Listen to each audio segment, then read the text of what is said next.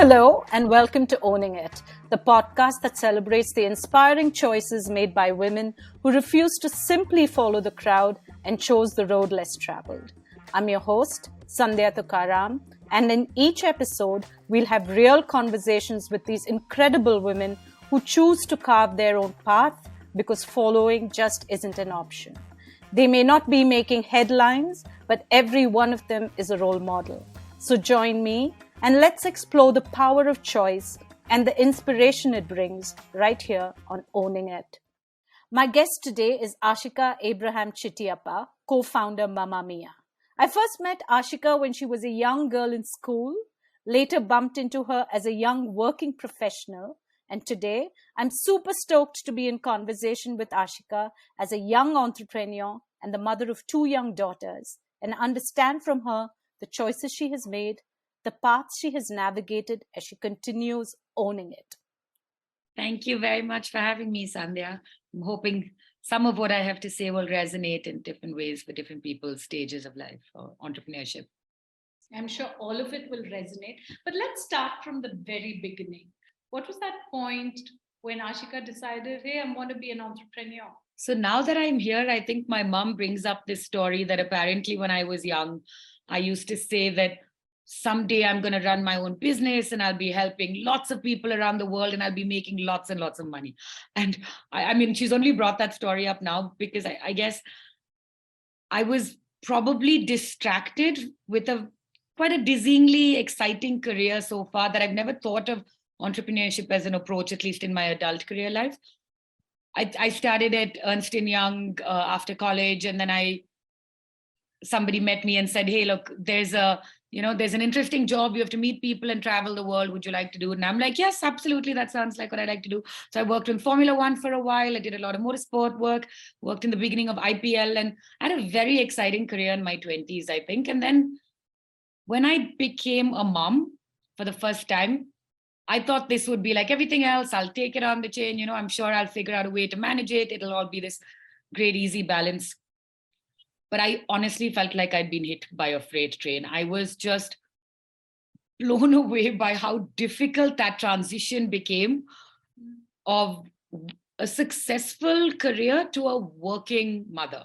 And I kept saying I'd get back to work. Of course, I'd jump back in. I would take a little bit of time to do the mothering piece, set it all up, and then go back. And then I realized just the one additional hat that I was wearing as a mother had a disproportionate pull on my time and my mind space and my ability to actually follow my own dreams and make space for the things that matter to me. I think that's when I realized I looked and looked and looked for a solution for it. I spoke to, in fact, a lot of women, I think, who'd gone ahead, who had balanced really beautifully their careers, the things that mattered to them, their children, their friendships, all of the stuff that mattered to them. And I think the only place I could find those answers was in the stories of these women, actually. There was no tool, there was no way to bring that into my life. And that's when I think I decided to venture into entrepreneurship and start Mamma Mia as it is today. But it's really just been a journey of solving a problem that's so deep and core to me. And I think I spent the next couple of years just talking to hundreds of mothers about this problem, literally hundreds of mothers around the world, without even realizing there was a business in the making. It was like, how are you doing this? How are you managing? How are you solving? What is the problem? Like, do you feel this problem too? Is it just me? And that's, I think, when I realized, okay, clearly there's something to be solved here. And then I think over a few years, it became a business, but it was really just real. How long have you been on this journey? Mamma Mia officially become a business? Official, I think I'd want to say 6 years, but I think we spent a good 2.5, 3 years just talking to different moms while still, managing everything else that I was trying to do work-wise. But officially maybe 5.5, 6 years. You've had a bunch of these conversations with women, perhaps experiencing a lot of what you had, and then you realize, no, there's a problem to be solved here. And what happens then? I literally went to someone who was like somewhere between a friend and a relative who was maybe 10, 15 years older. And I said, hey, it seems like a really big problem. Do you want to solve this? And her name's actually Sarah Chandy. And I remember she had no idea what I was talking about. I just said, like, so many moms seem to be having this problem. Let's figure out how to solve it. I don't know what it is. And I think the fact she was one of those, probably the first person who I was like, shall we just take this leap? I don't even know if it's a business, if it's a thought process, if it's a conversation, let's figure it out. And so I think she was one of the first people who was willing to take that plunge without having any idea what it would look like. So I think having that person along with you on the journey of figuring out is hugely helpful, because you need to have those conversations. You need to be asking questions and be asked questions constantly, like simple questions like, are you solving for the mother or are you solving for the child, right? You have to be so clear, right? Exactly. It's a journey of clarity. It's a spark, and then it's a journey of clarity. So I feel like she was definitely one of the first few ones.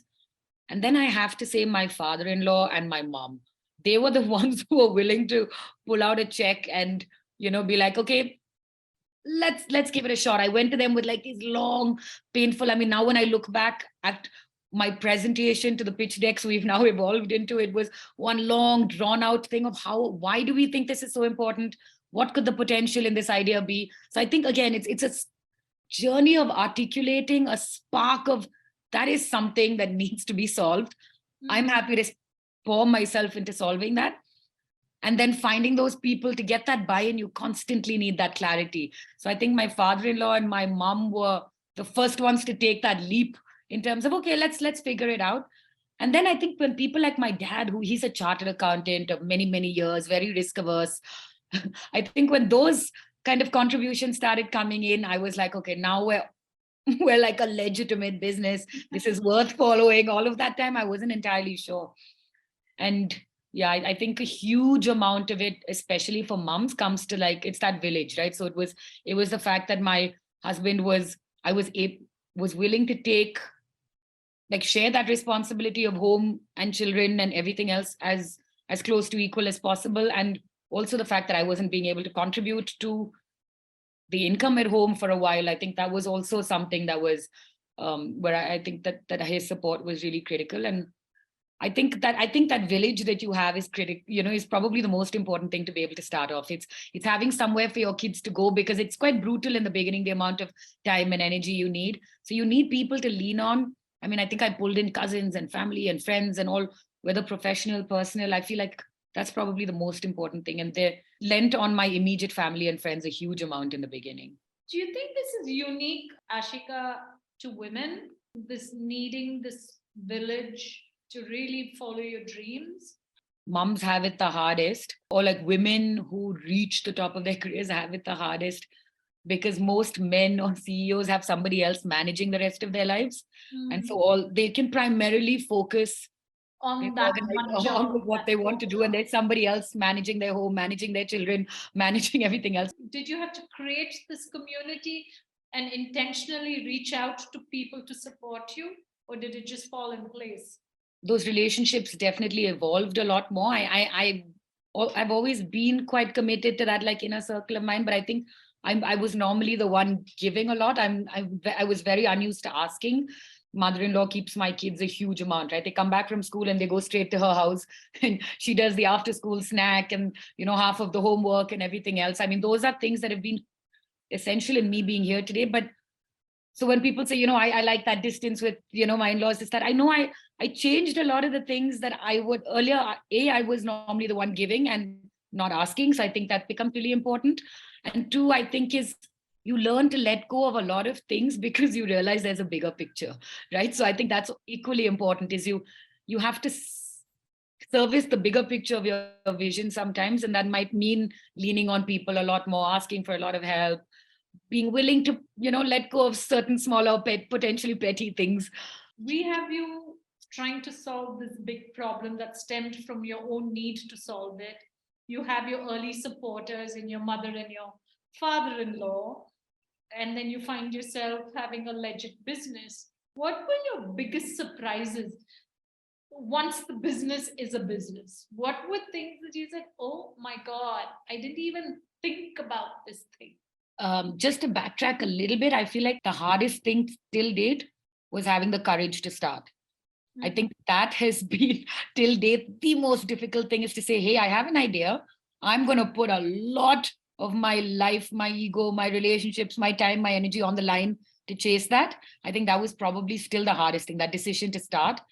So if you actually get past that, the rest of it really has a way of falling into place.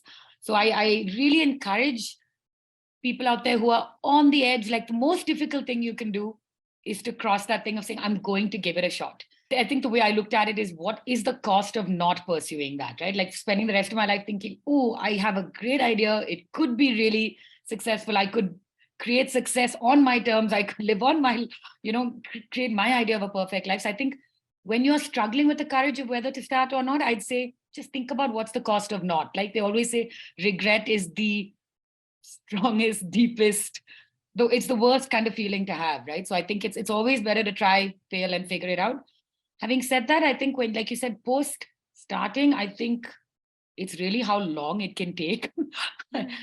Having an idea and turning it into reality, and then convincing, having the courage to pursue it, like I said, and then translating that, articulating that ideas into a concept, and then getting buy-in of other people, whether that's co-founders, whether that's mentors or accelerator programs or customers. You're just constantly re-articulating an idea into like concepts for different kinds of people.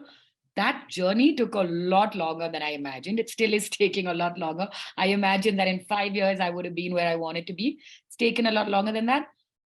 Probably also because I have not, again, pushed back a little bit on the current entrepreneurship hustle culture.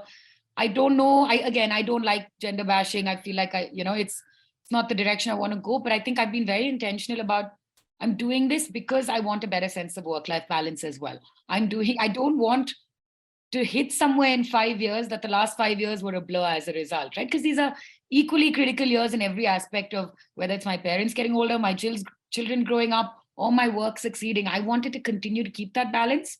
So it does land up taking a lot. It's so critical to everything that's your reality, right? Yeah, and I don't know, I think we're in this big cultural thing to escalate and to accelerate and to move at the speed of light, because I guess everybody's coming in, like VCs are coming in with their own mandates.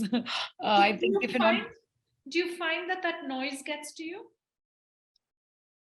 Definitely, it definitely does. I'm saying, I feel like, I expected it to happen faster, but expected it to happen based on what, right? Just based on the stories you're hearing of how long it takes for somebody to become.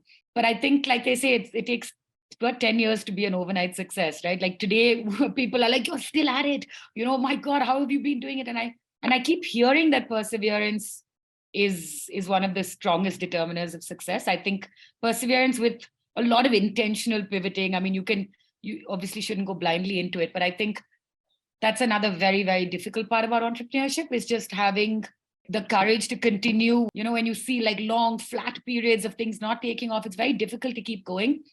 But again, because I think the vision you have, and you need to keep the blinkers on, because it's so easy to get detracted, but like you said, by others' idea of what success is. Because if you measured it by your own yardstick, it doesn't mean there is no struggle there, but you're clear about where you need to go, and then you deal with what comes in the way of getting there. Absolutely. It's in my head, it's not 5 years to success. In my head, it is, I want millions of mothers around the world to feel a certain way. Until I feel like I can achieve that, I'm going to keep doing it. If it's going to take me 5 years, great. If it's going to be 7, fabulous. But if it's going to be 15, I'm in there to achieve that vision, right? And I think that's what drives entrepreneurship at the end of the day, is a deep desire to see the world differently to the way it is, and a feeling that you have some clarity on how you can do that, or what it could look like with your version of reality. As a woman entrepreneur, solving a large problem, and where you are and having stuck with it for over 6 years, is it now important to also have the visible success? I feel like when it started, it was like, how do I solve this for myself? And then I'm seeing all of these really smart women falling on the wayside in their careers, or in their own dreams, even if not careers. And so that obviously definitely like created a certain energy that pushed me through the hard times. But I think now when I look at it, there's a very clear business angle to what I'm doing as well, right? And I think the journey of that has been extremely interesting to understand as well. Like, how do you create it? How do you create a sustainable business? It's not, if I keep running it on my own passion and then I pop it tomorrow, it's over.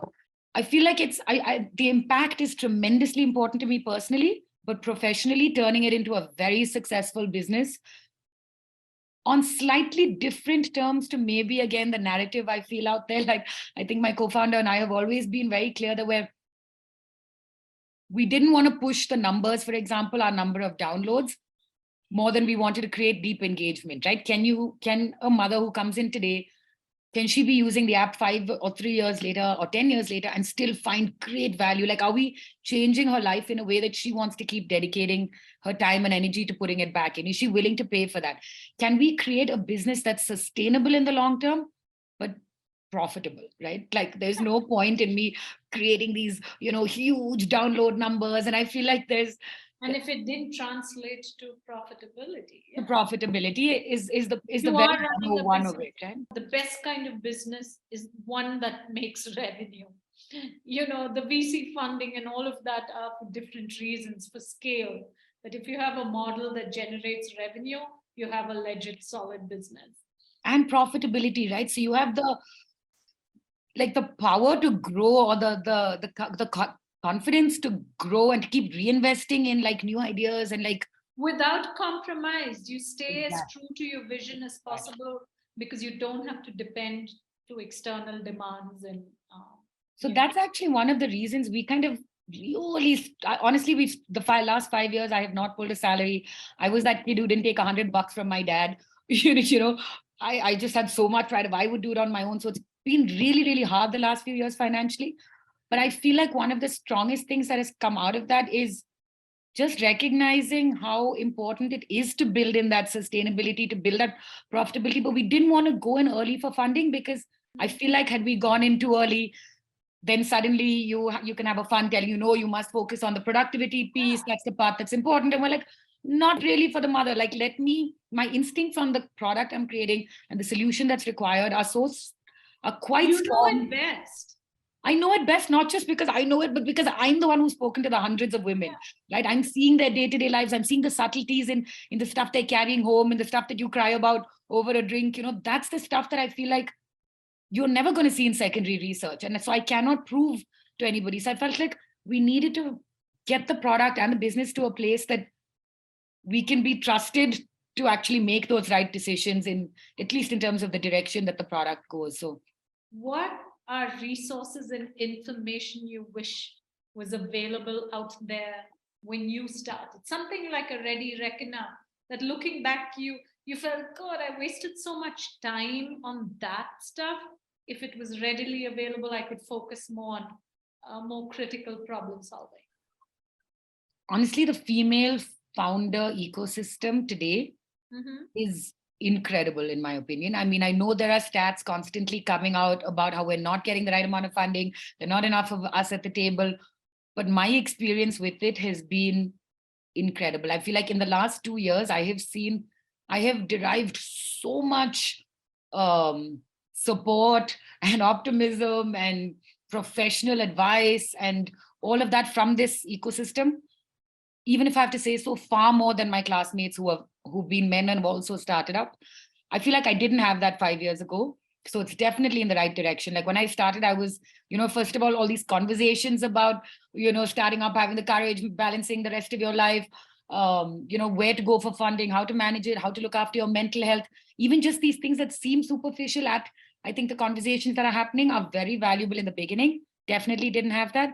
I had a massive mental health crisis while working on Mamma Mia. In fact, when I was pregnant with my second child, I had very, very bad prenatal depression, which was like very suicidal, and it got really, really bad for a while. And I try to be as public as I can about this because I feel like we don't talk about these conversations enough. When I went through it, a lot of people around me were like, oh, I mean, like even somebody like, because I'm a really slightly painfully positive, optimistic kind of person. So I think for people to see that it could hit me so hard, even with all the right attitude and all of that stuff, you realize that mental health is just a whole different space. And I think the brain and hormones are just like an organ, like any other piece of your body, and needs to be treated and looked after like that. So I had very bad suicidal depression. Again, village was the most important thing I had to lean on. I did finally go in for medication and this and that. And walked my way through it. And that's probably, again, the reason this Mamma Mia journey has taken so long, because for almost a year and a half or 2 years, I had to literally, like, things were on. I would show up to the office just to do an hour of work because that's all I could manage. But my women mentors, in fact, Nandita and Latika and Savita, were all just incredible at that period. And I feel like they taught me the idea of, I'm like a 0 to 5th gear, and I only know how to operate in 4th and 5th gear. I've never, and maybe because I was young, and that was the only way I knew how to operate. And I think as women mentors, again, they were the ones who told me, look, learn to operate on 2nd and 3rd gear. At some points in your life, you need to shift down. And it's more important to keep moving forward, because if you keep going, marathon analogy, right? 100%. Running a marathon. So I feel like these kind of things, and sometimes, again, don't want to go into the gender thing, because I feel like it's been nothing but great for us. And when we succeed, I want to succeed not for being a woman or having any advantages, but just because we built a really solid business. But I feel like what the woman founder ecosystem is doing right now is an incredible resource for any woman to lean into. I feel like start attending those events, meeting those women, find inspiring women mentors who can walk you through that journey. I really feel like, and I tell them over and over again, I would not be here today. The company wouldn't even be alive if I didn't have those women to lean on, to give me those hard bits of advice that I needed to, those soft bits when I needed that as well. They really walked me through a lot of it. So I feel like I would say use that ecosystem. I don't think it was there 5 years ago, but today it's an outstanding ecosystem. Do you think only a woman can be a good woman mentor? I think you have different mentors for different reasons. So I feel like we do have a couple of male mentors as well, and they are fabulous. One comes in from a very technical perspective. One comes in from a really, overall a very large, well-balanced perspective of the future of the business. But the women mentors somehow get into a different part of my life as well. They kind of help me see that balance. They kind of help me. They recognize the business as a part of who I am, but they won't let it kill me. They won't let me kill it. They kind of see a bigger picture and a more holistic space in which to operate with it. So they keep reminding me, like, you don't want to just build something to have built it at the end, right? You want to love the journey. You want to build something that's productive, that where you grow out of it, it grows out of you. It's a symbiotic relationship again. If you have to survive, right? You can kill it for 3 years, maybe 5. But after that, you're not going to keep going unless you're able to find that balance. I mean, when I had my mental health crisis, my founder, my mentor, Latika Pai at the time would be like, come, I need to have a meeting with you. And she'd just keep me in her house while she carried on doing her work and say, okay, you can do your stuff. Just because she recognized I was in such a low, I just needed that support. And every so often she'd ask me a couple of questions, get me to do research in some different direction. I feel like they kind of and today when I go back to her, it's all professional advice. I mean, she's on top of that game, but she kind of saw the whole of me and the long term of my business. So I feel like they come in from a slightly different space. I found, Aashika, that women are able to balance both equally well. The business, hardcore bit, but also the emotional bit. And I'm glad you spoke so much, a little bit about mental health. I think it don't talk enough about it. And there were times when I felt, we read a few blogs and you feel, oh, that's the new thing, but you just simply don't talk enough about it. We haven't created enough space for it. In fact, I've just written a blog about normalizing vulnerability at work, because it is part of life. And I'm glad you spoke about that. I want to end, Aashika, with where do you think, or where do you want Mamma Mia to be in 10 years? And I have a connecting question. Will you, I know your daughters are very young, but it's nice that they have a role model who's an entrepreneur, their mother. Do you see that you will guide them through this journey of finding and becoming an entrepreneur? Because when I was young, it wasn't even a consideration. Just one thing I want to jump into before that, something that Nandita had told me, and I think again is a really good way of looking at when you said like we can balance all of these things really well. I feel like she helped me reframe that, which really changed the way I looked at things. She said, don't look at it as work-life balance or any kind of balance. Look at it as a blend or a rhythm. Different stages in your life, you need a different rhythm or a different blend of these things. When we think balance, we feel like they should equal each other in some sense, but obviously it never does, right? It's a very unique sense. Sometimes the last couple of months we were going through a massive fundraising round. There was not a lot of balance. But now, and there are other periods where for years there's been a lot of, like, when my kids have required me more, I've been able to do a lot more of that. So I feel like for all everyone listening out there, I think if you reframe it in your own mind from balance to either blend or rhythm, I think you just think of it so differently, and it takes the pressure off perfection that at it all. has to be equal, that it That it has to be equal, that it has to be perfect, that we have, it's really perfection is highly overrated in my book. So where do I see Mamma Mia in 10 years? I really see it as a lot more than a product. Like I keep feeling like Mamma Mia. So they say in motherhood that the days are long, but the years are short. Right? And I think, to me, I really wish that we could find a way to help mums thrive rather than just this everyday survival mode in their day-to-day. Right? Because of course we look back at motherhood and we're like, oh my God, these were beautiful years. And most mothers you speak to will be like, oh, it goes so fast, you got to enjoy it. Those were not choices I ever wanted to make. I didn't want to say, my kids are not going to be toddlers anymore, so I'm going to spend this many years with them. I wanted to continue to fill my cup as a woman, as well as a mother, as a human being, with all of the full experiences I required of life.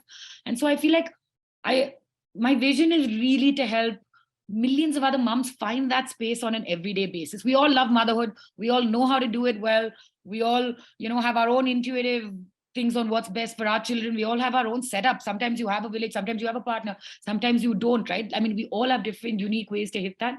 To me, I just feel like if we can find every way possible to help moms feel more fulfilled, to feel like they're thriving on a daily basis, rather than when you reflect and you look back and say, oh, that, I feel like every day we should be able to, at least every week, be able to feel fulfilled ourselves, whether that's our careers, whether that's making time for our friendship, whether that's making time for our own health, our own routines, setting up things that really make our life feel full on our own terms, I think is probably the journey is as important as the destination. 100%. And how do you be intentional and enjoy, just enjoy the hell out of that journey, right? Because we do it only once.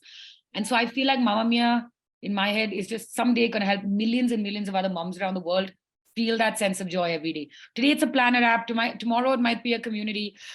3 days later, it's in my head, it's a movement. It's a movement towards allowing moms to guiltlessly live their own lives fully and still be great mothers and everything else that they want to be, but to still make enough time for themselves and the things that matter to them, I think is really the journey with Mamma Mia. We're already in 106 countries.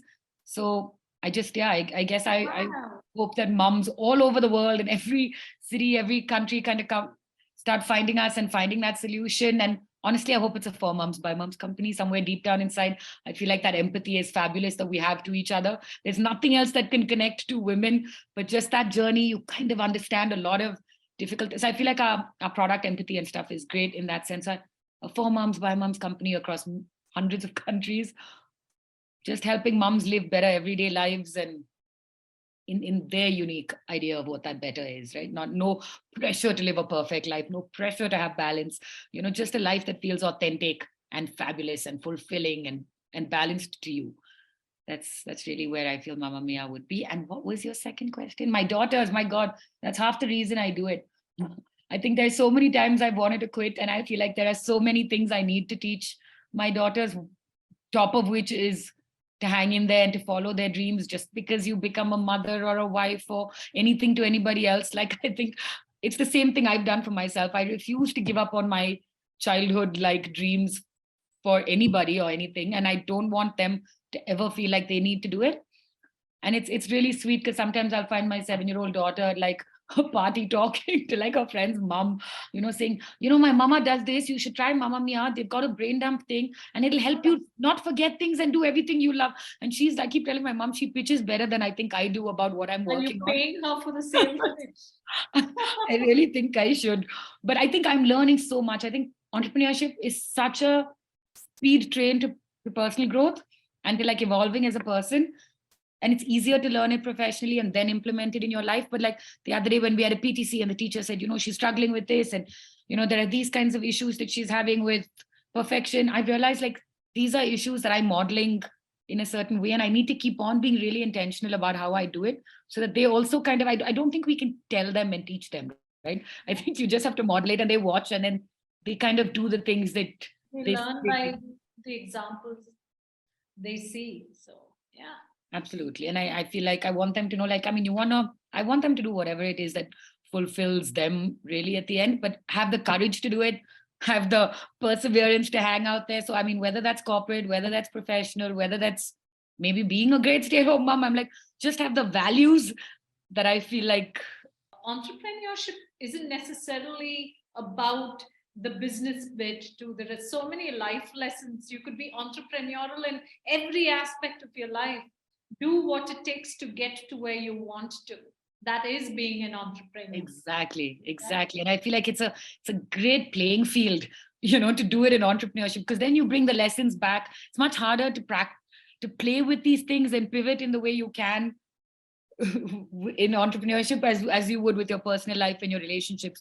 But I don't think anything has helped me grow more as a person than my journey with entrepreneurship. Even just self-belief and discipline, and like I wake up at 4:00 in the morning because I need the sanity that I feel like my yoga and meditation practice give me to be able to be better at work, to be able to be better at home. So I feel like it all just blends in quite beautifully together. I mean, I absolutely love this journey, and I think I do it over and over again.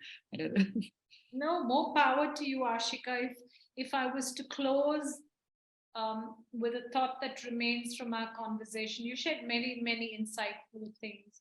But I think the one thought I want to close with is, don't fight for that balance. Find that rhythm that works to move to where you are, to move to where you need to. So thank you so much. Thank you for joining us on Owning It.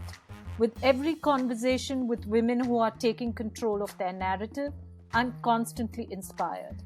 Don't forget to tune into the next conversation with yet another woman choosing her own path and owning it.